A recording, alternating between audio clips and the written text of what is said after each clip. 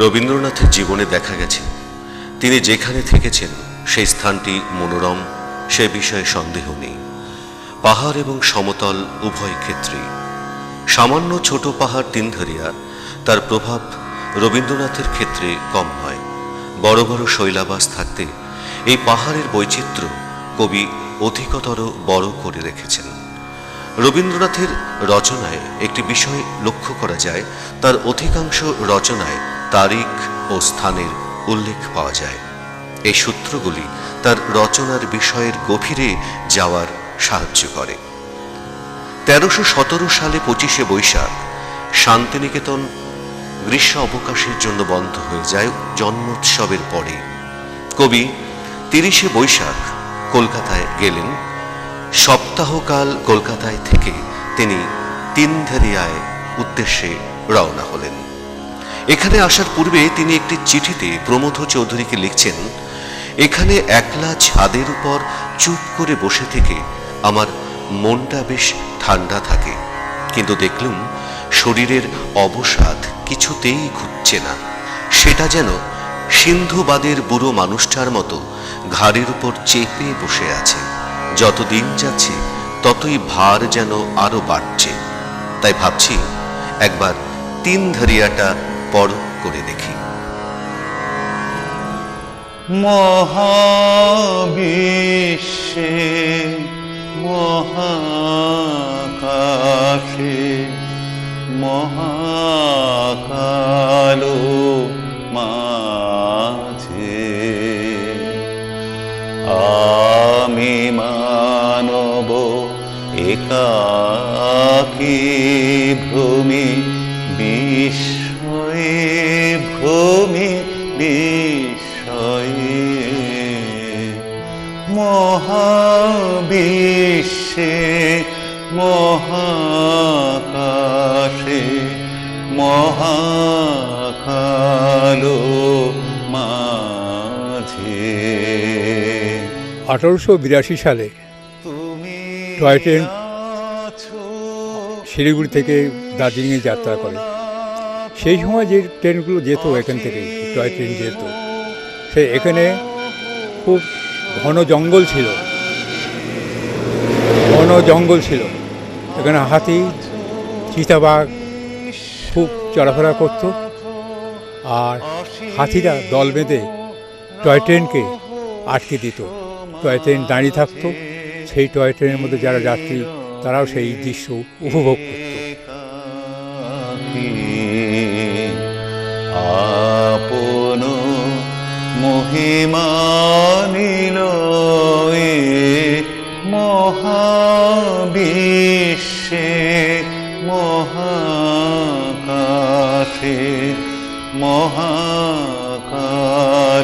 যখন এখানে সেই টয় ট্রেন তৈরি আরম্ভ হলো, সেই নির্মাণ কার্যের সময় আমরা দেখেছি রংটঙে, বিশেষত এইসব জায়গায় হাতির উপর তো ছিলই, আর সবথেকে বেশি এখানে বিখ্যাত সে চিতাবাঘ। চিতাবাঘ প্রায় 60টা তারা ফাঁদ দিয়ে, বিভিন্ন জায়গায় ফাঁদ দিয়ে তারা তাদের দ্বারা তৈরি করলো তারা 60টা। এবং দেখা গেল তার এই প্রায় 1860 থেকে 1880-র মধ্যে প্রায় 100 জন লোক এই প্রাণ হারায় এই চিতাবাঘের এখানে খুব বিরাট ডেরা ছিল। এবং আমরা দেখেছি এখানে খুব ভয় সম্মানের লোক যাতায়াত করতো না খুব একটা, কারণ চিতাবাঘের ভয় ছিল। আর যারা এই নির্মাণ কার্য করলো অর্থাৎ টয় ট্রেনকে, তারাও খুব ভয়ে ভয়ে করেছে। আমরা সেই দৃশ্য এখানে দেখেছি।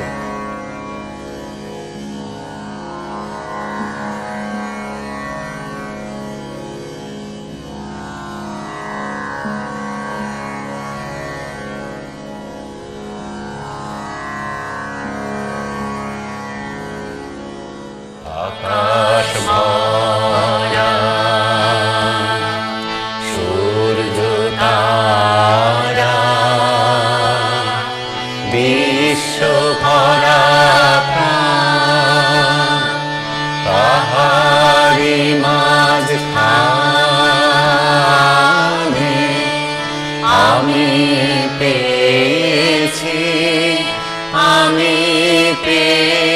লেগেছে মোর স্থান বিস্ময়ে, তাই জাগে জাগে আমার গান আকাশ ভরা। অসীম কালে যে লোরে জোয়ার ভাটায় ভুবন দোলে। অসীম কালে যে লোরে জোয়ার ভাটায় ভুবন দোলে। নারীতে মোর রক্ত ধারা লেগেছে তার কান বিস্ময়ে, তাই জাগে জাগে আমার গান আকাশ ভরা। ঘাসে ঘাসে পা ফেলেছি, বনের পথে যেতে ফুলের গন্ধে শামুক লেগে উঠেছে মন মেতে। ছড়িয়ে আছে আনন্দের গান বিস্ময়ে, তাই জাগে জাগে আমার গান। কান পেতেছে চোখ মেলেছে ধরার বুকে, প্রাণ ঢেলেছে জানার মাঝে অজানা রে। করেছি সন্ধান বিস্ময়ে, তাই জাগে জাগে আমার গান আকাশ ভরা।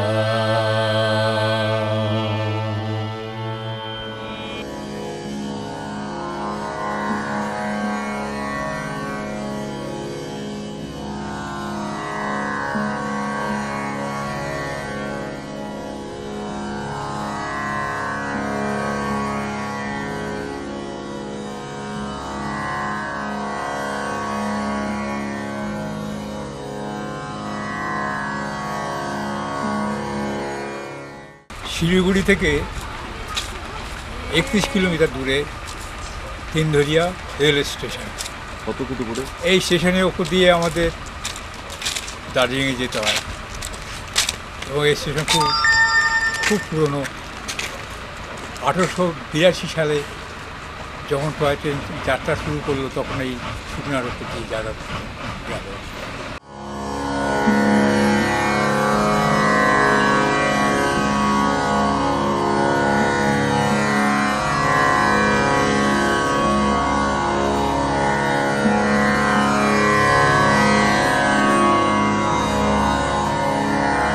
রবীন্দ্র স্মৃতি বিজড়িত শান্ত ভবন, এই পথে এখন আমরা শান্ত ভবনে যাচ্ছি।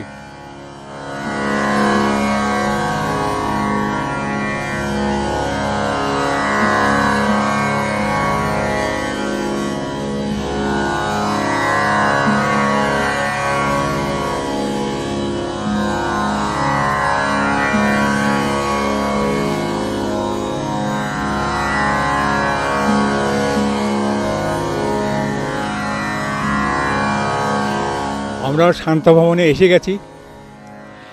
এই শান্তা ভবন রবীন্দ্রনাথ 1317 জ্যৈষ্ঠের দিন 20 এখানে ছিলেন। তার সঙ্গে তার পুত্র রথীন্দ্রনাথ ও তার নবপরিণীতা স্ত্রী মীরা দেবী ও তার স্বামী নগেন্দ্রনাথ, এদের নিয়ে রবীন্দ্রনাথ এখানে এলেন। দিন 20 ছিলেন।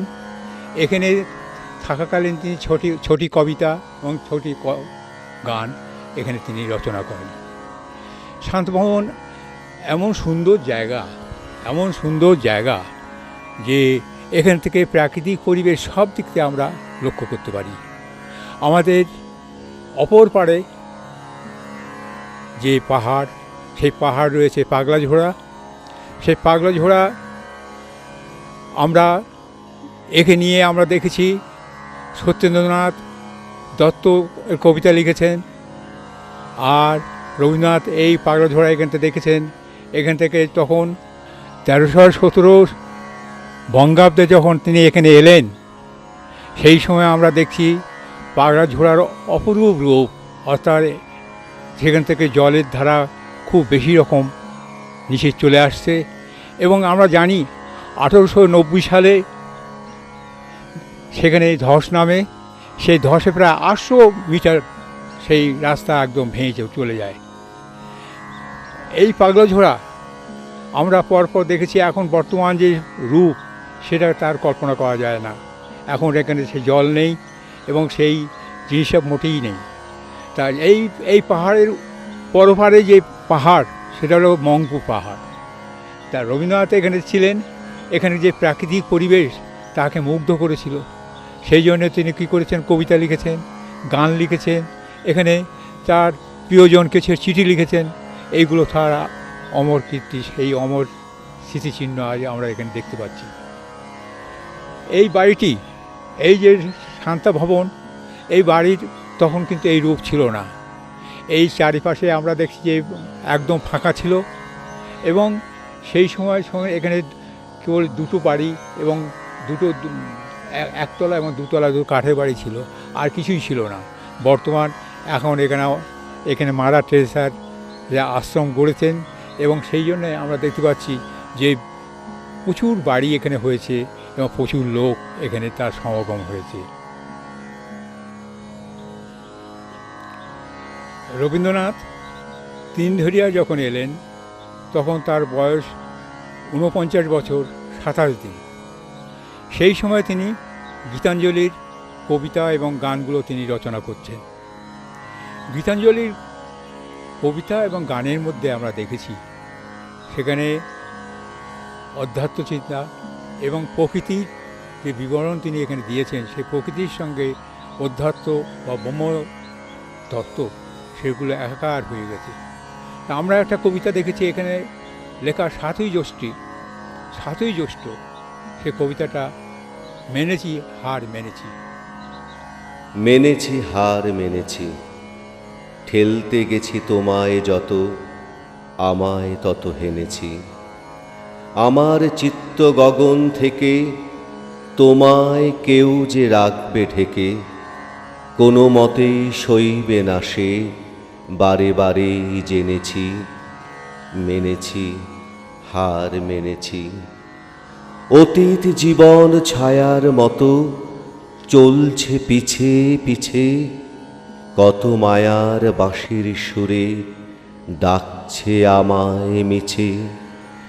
মিল ছুটেছে তাহার সাথে, ধরা দিলেম তোমার হাতে, যা আছে মোর এই জীবনে তোমার দ্বারে এনেছি। মেনেছি হার মেনেছি। 8ই জ্যৈষ্ঠ তিনি আবার একটি কবিতা লিখলেন, একটি একটি করে তোমার।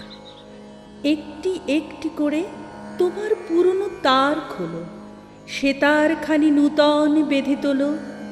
ভেঙে গেছে দিনের মেলা, বসবে সভা সন্ধ্যাবেলা। শেষের সুর যে বাজাবে তার, আসার সময় হলো।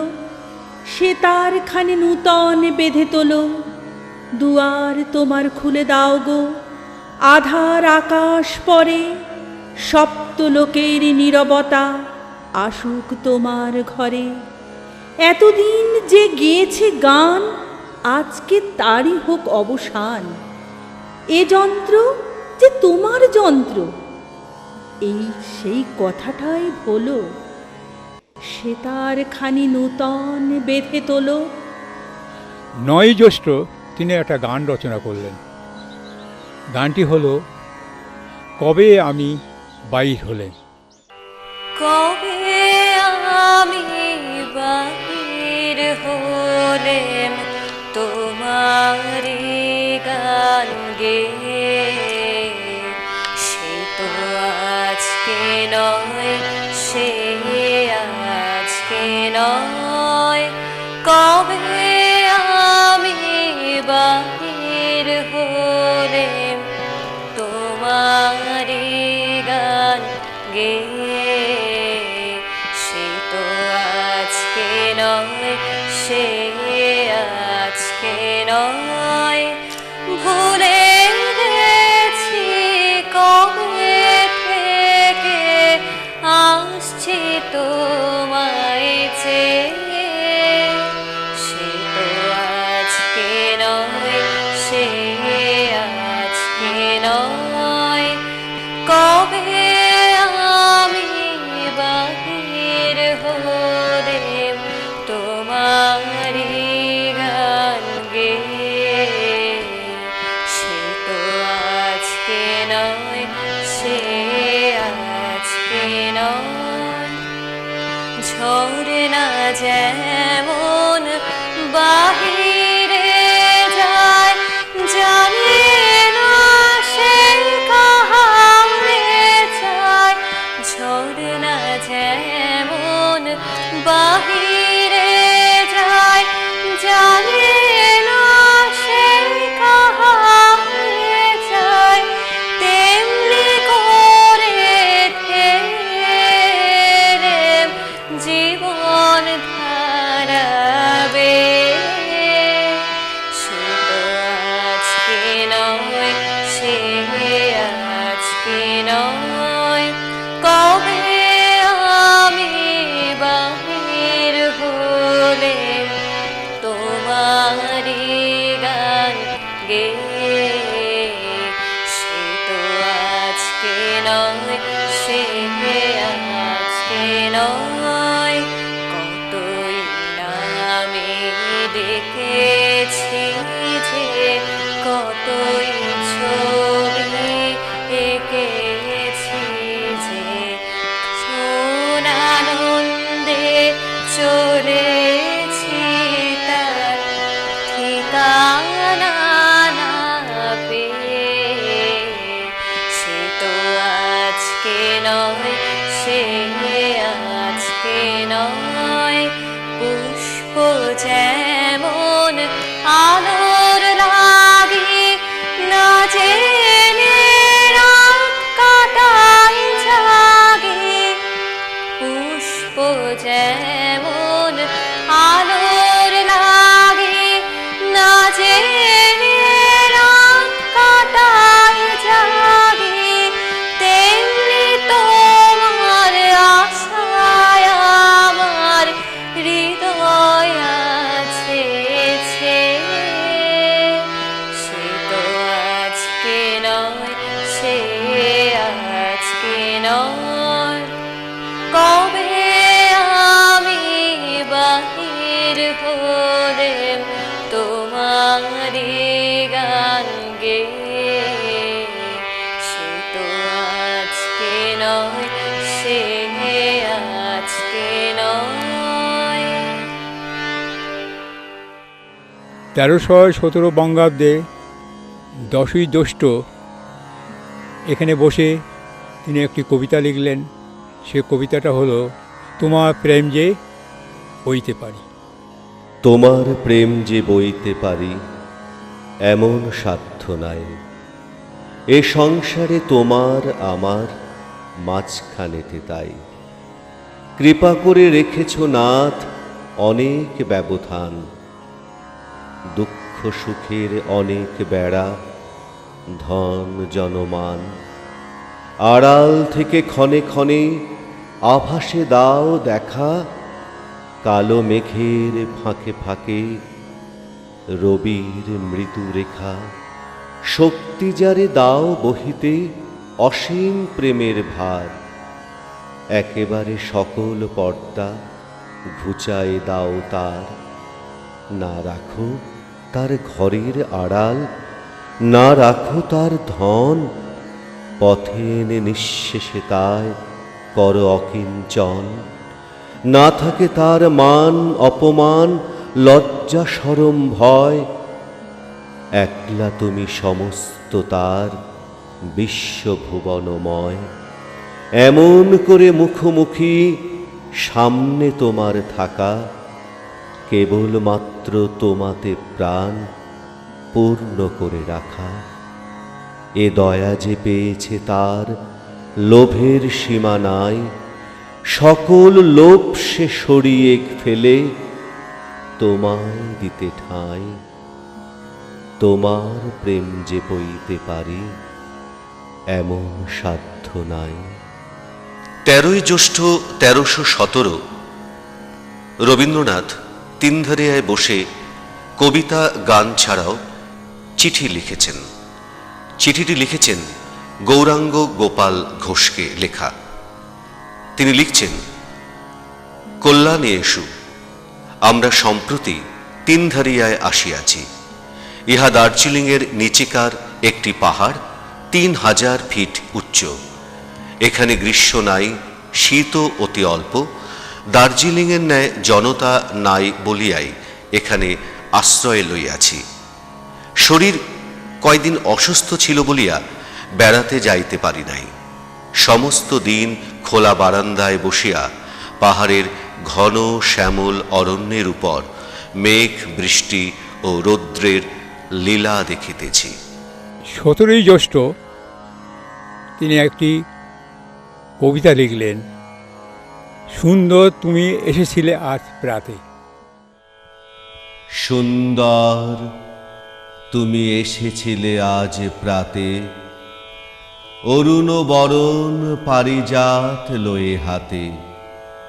নিদ্রিত পুরী পথিক ছিল না পথে, একা চলি গেলে তোমার সোনার রথে। বারেক থামিয়া মোর বাতায়ন পানে, চেয়েছিলে তব করুণ নয়ন পাতে। সুন্দর তুমি এসেছিলে আজ প্রাতে, স্বপ্ন আমার ভরেছিল কোন গন্ধে।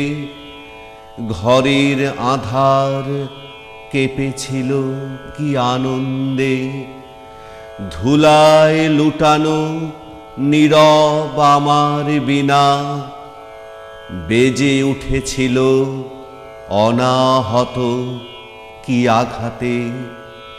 কতবার আমি ভেবেছিনু উঠি উঠি, আলস ত্যাজিয়া পথে বাহিরাই ছুটি। উঠিনু যখন তখন গিয়েছ চলে, দেখা বুঝি আর হলো না তোমার সাথে। সুন্দর তুমি এসেছিলে আজ প্রাতে, সুন্দর তুমি এসেছিলে আজ প্রাতে। আবার 17ই জ্যৈষ্ঠ তিনি আরেকটি গান লিখলেন। গানটি হলো, আমার খেলা ছিল তোমার সনে।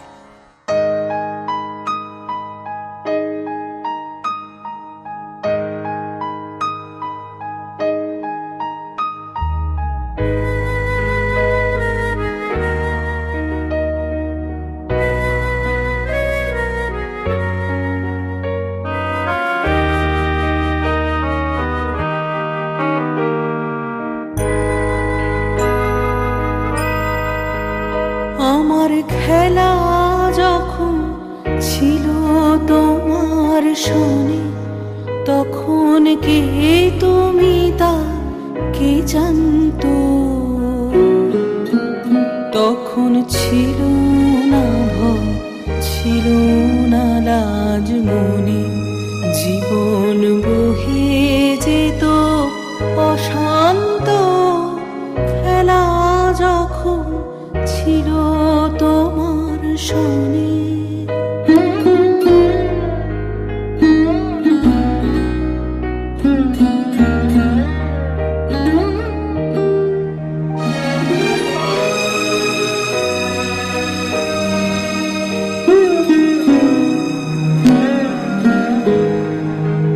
তুমি ভোরের বেলা ডাক দিয়েছ কত, যেন আমার আপন সখার মতো। তুমি ভোরের বেলা ডাক দিয়েছ কত, যেন আমার আপন সখার মতো। হেসে তোমার সাথে ফিরেছিলেম ছুটে, সেদিন কত না মন মনান্ত। খেলা যখন ছিল তোমার শোনে।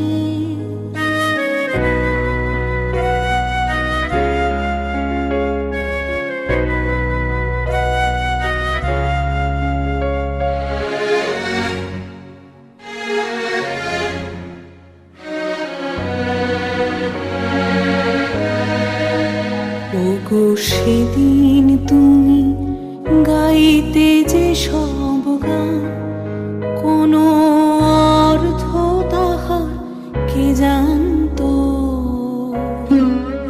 শুধু সঙ্গে তারি গাইতো আমার প্রাণ, সদা নাচত হৃদয় অশান্ত। গো সেদিন তুমি গাইতে যে সব গান, কোনো অর্থ তাহার কে জানতো? শুধু সঙ্গে তারি গাইতো আমার প্রাণ, সদা নাচত হৃদয় অশান্ত। হঠাৎ খেলার শেষে আজ কি দেখি ছবি, স্তব্ধ আকাশ নীরব শশী রবি। হঠাৎ খেলার শেষে আজ কি দেখি ছবি, স্তব্ধ আকাশ নীরব শশী রবি। তোমার চরণ পানে নয়ন করি নত, ভুবন দাঁড়িয়ে আছে একান্ত। খেলা যখন ছিল তোমার শোনে, তখন কে তুমি তা কে জানতো? তখন ছিল না ভয়, ছিল না লাজ মনে, জীবন বহে যেত অশান্ত। খেলা যখন ছিল তোমার শোনে। শান্তা ভবন থেকে 30-40 ফিট ওপরে আমরা যেখানে দাঁড়িয়ে আছি, এটা রবীন্দ্রনাথের স্মৃতি মন্দির। রবীন্দ্রনাথ শান্তা ভবন থেকে এখানে উঠে আসতেন, মাঝে মাঝে এখানে এসে বসতেন নির্জন পরিবেশে। আমরা দেখতে পাচ্ছি পাশে সেলিম হিলস চা বাগান, তার ওপাশে পাহাড়। এই পরিবেশে, শান্ত পরিবেশে তিনি চলে আসতেন। তার এখানে বসতে ভালো লাগতো। তার মৃত্যুর পর এই স্থানটিকে আমরা স্মৃতিমন্দির হিসেবে আমরা গ্রহণ করেছি এবং এখানে স্মৃতিমন্দির গড়ে উঠেছে। রবীন্দ্রনাথ এই শান্তা ভবনই 18ই জ্যৈষ্ঠ দুটো গান আর একটা কবিতা লিখলেন। গান দুটো হলো ওই যে তরি দিল ফুলে, চিত্ত আমার হারালো আজ, আর কবিতাটি হলো ওগো মৌন না যদি কও। রে তোরে দিলো খুলে, তোর বোঝাকে নেবে তুলে, ওই রে তোরে দিলো খুলে। সামনে যখন যাবে ওরে, থাক না পেছন পিছে পড়ে, পিঠে তারে বইতে গেলে একলা পড়ে রইলে কোলে, ওই রে তোরে দিলো খুলে। ঘরের বোঝা টেনে টেনে পাড়ের খাটে রাখলে নে, তাই যে তোরে বারে বারে ফেরতে হলো, গেলি ভুলে। ঘরের বোঝা টেনে টেনে পাড়ের খাটে রাখলে নে, তাই যে তোরে বারে বারে ফিরতে হলো, গেলি ভুলে। ডাকরে আমার মাঝে রে ডাক, বোঝা তোমার যাক ভেসে যাক। ডাকরে আমার মাঝে রে ডাক, বোঝা তোমার যাক ভেসে যাক। জীবন খানি উজাড় করে সুপে দে তার চরণ মূলে, ওই রে তোরে দিলো খুলে। তোর বোঝাকে নেবে তুলে, ওই রে তোরে দিলো খুলে।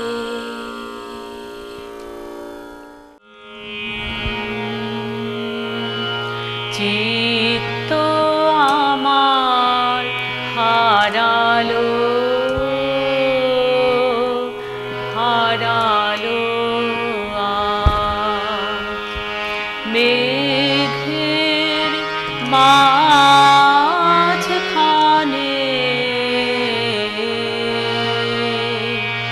চিত্ত আমার হারালো, হারালো আজ। কোথায়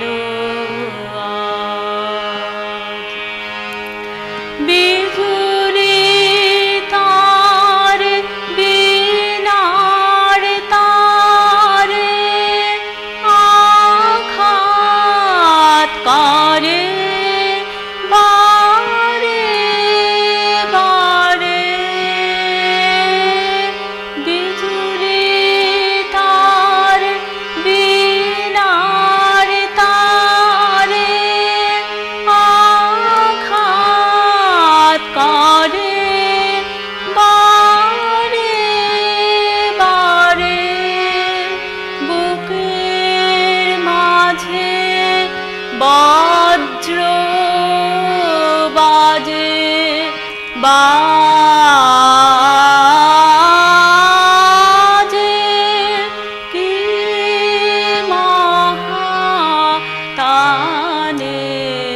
হারালো হারালো আজ। পুঞ্জ পুঞ্জ ভারী ভারী নিবিড় নীল অন্ধকারে জড়ালো রে অঙ্গ আমার জড়ালো ছড়ালো প্রাণে জড়ালো পাগল হাওয়া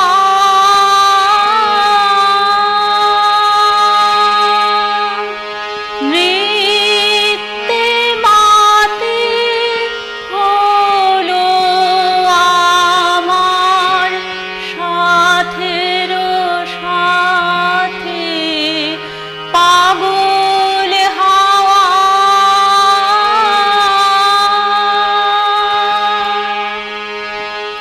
নৃত্যে মাতে হলো আমার সাথের সাথে অট্টহাসি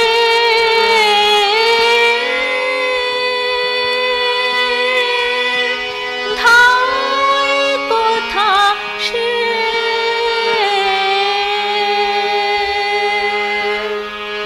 বারণ না মানে হারালো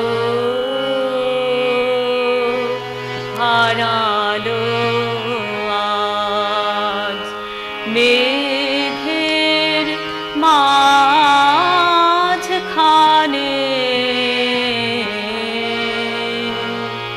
চিত্ত আমার হারালো হারালো আজ। ওগো মৌন না যদি কও নাই কহিলে কথা, বক্ষ ভরি বইব আমি তোমার নীরবতা। স্তব্ধ হয়ে রইব পড়ে রজনী রয় যেমন করে জ্বালিয়ে তারা নিমেষ হারা ধৈর্যে অবনতা। হবে হবে প্রভাত হবে, আধার যাবে কেটে, তোমার বাণী সোনার ধারা পড়বে আকাশ ফেটে। তখন আমার পাখির বাসায় জাগবে কি গান তোমার ভাষায়, তোমার তানে ফোটাবে ফুল আমার বনলতা। রবীন্দ্রনাথ শান্তা ভবনে শুধু বিশ্রাম করেননি, তিনি কবিতা লিখছেন, গান লিখছেন।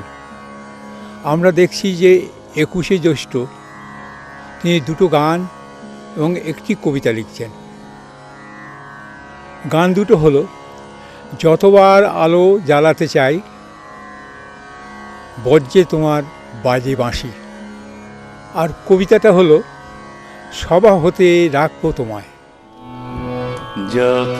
যতবার আলো জ্বালাতে চাই, নিবে যায় বারে বারে।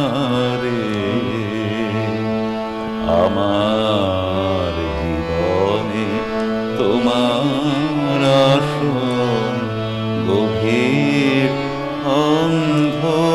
অন্ধকারে। যতবার আলো জ্বালাতে চাই, নিবে যায় বারে বারে।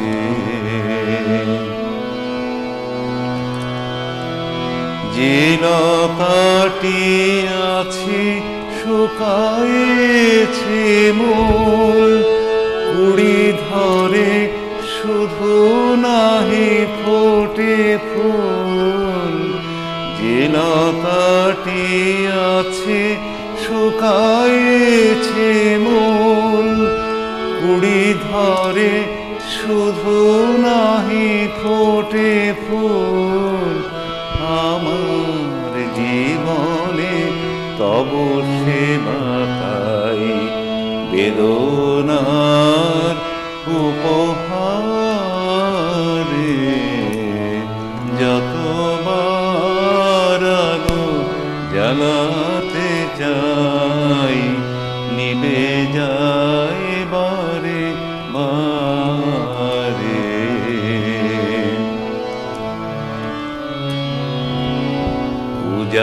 উজাগরব পূর্ণ বিভব, কিছু নাহি নাহিলে এ তব পূজারি পড়িয়া এসেছে, লজ্জার দিন বেশ। উজাগরব পূর্ণ বিভব, কিছু নাহি নাহি লেশ। এ তব পূজারি পড়িয়া এসেছে, লজ্জার দিন বেশ।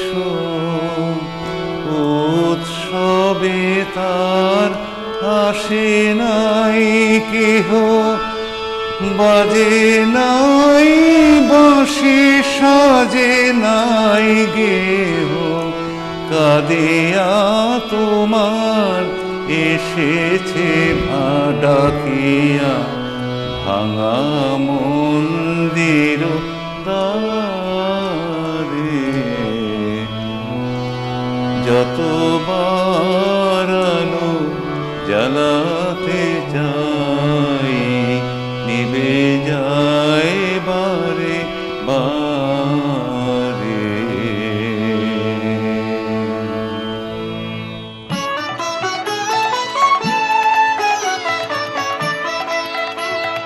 বজ্রে বজ্রে তোমার বাজে বাঁশি, বাজে সে কি সহজ গান। বজ্রে বজ্রে তোমার বাজে বাঁশি, সেই সুরেতে জাগবো আমি। গাও গাও মোরে সেই গান। বজ্রে বজ্রে তোমার বাজে বাঁশি, বাজে সে কি সহজ গান। বজ্রে বজ্রে তোমার বাজে বাঁশি। ভুলবো না, আমি ভুলবো না, আর সহজেতে আমি ভুলবো না। সেই প্রাণে মন উঠবে মেতে, মৃত্যু মাঝে ঢাকায় আছে যে অন্তহীন প্রাণ। সে কি সহজ গান। বজ্রে বজ্রে তোমার বাজে বাঁশি, বাজে সে কি সহজ গান। বজ্রে বজ্রে তোমার বাজে বাঁশি।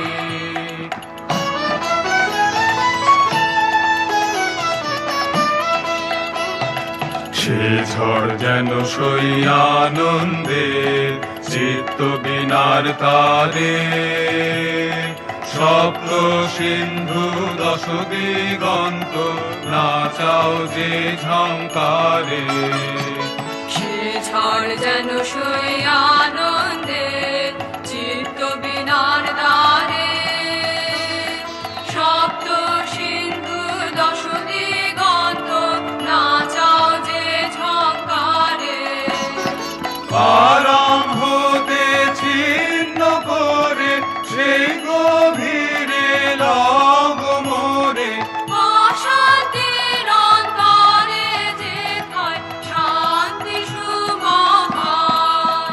সে কি সহজ গান।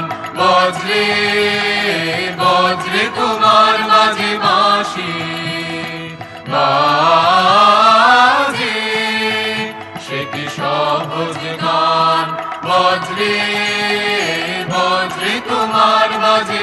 ভাসি।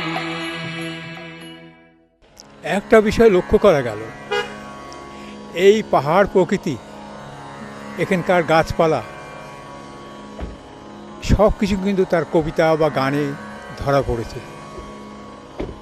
তিনি এই প্রকৃতিতে, এই আশেপাশে যাওয়া প্রকৃতি তিনি তারা মুগ্ধ হয়েছেন এবং তার লেখায় সেগুলো প্রকাশ পেয়েছে। আমরা একটা জিনিস লক্ষ্য করেছি, কবিতা তার ছন্দ, তার ভাষা আলাদা, তাই সেখানে চিত্রকল্পও আছে, কিন্তু গানে চিত্রকল্পের জায়গাগুলো কম, তার বিষয় আছে, ভাব আছে, কিন্তু সেখানে একটা জিনিস বেশি আছে, স্থায়ী ভাব, যেখানে সেই গভীর ভেতর থেকে আমাদের অন্তর থেকে অনেক কথা বার করে নিয়ে আসে। রবীন্দ্রনাথ সেই কথা সেই ভাষা দিয়ে তিনি যে গান লিখেছেন সেগুলো আমাদের মুগ্ধ করেছে।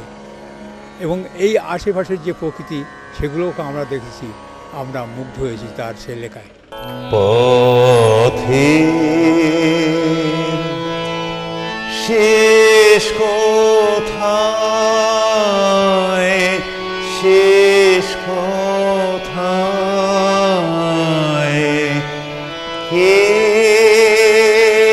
আছে শেষে পথে,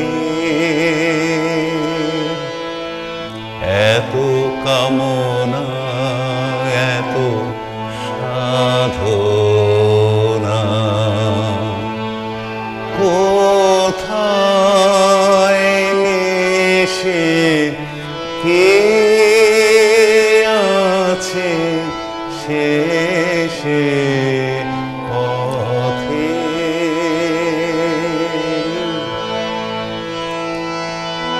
ঢেউ উঠে পড়ে কাদায়,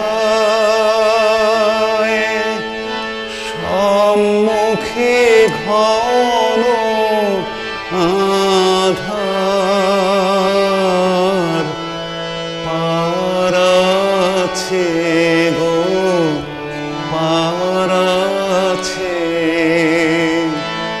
পার আছে কোন দেশে, কে আছে শেষে পথে।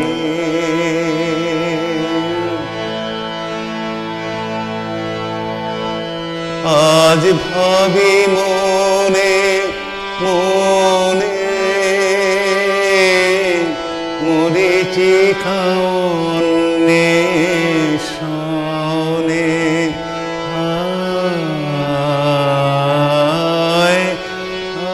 রবীন্দ্রনাথ তিনধারিয়ায় পাহাড়ি পরিবেশের নৈঃশব্দের মধ্যে আত্মনিয়োগ করেছেন। তার কণ্ঠ থেকে সুর নিঃসৃত হয়েছে। অধিকাংশ ক্ষেত্রে আগে কথা পরে সুর, কিন্তু তার ক্ষেত্রে মনে হয়েছে আগে সুর পরে কথা, অথবা সুর এবং কথায় অনুভূতির সাবলীল প্রযত্ন। পাহাড়ের নির্জনে এমন কথা বলা তার পক্ষে সম্ভব। শেষ নেই মনে ভয় লাগে, সে হাল ভাঙা পাল ছেড়া ব্যথা চলেছে নিরুদ্দেশে, কে আছে সে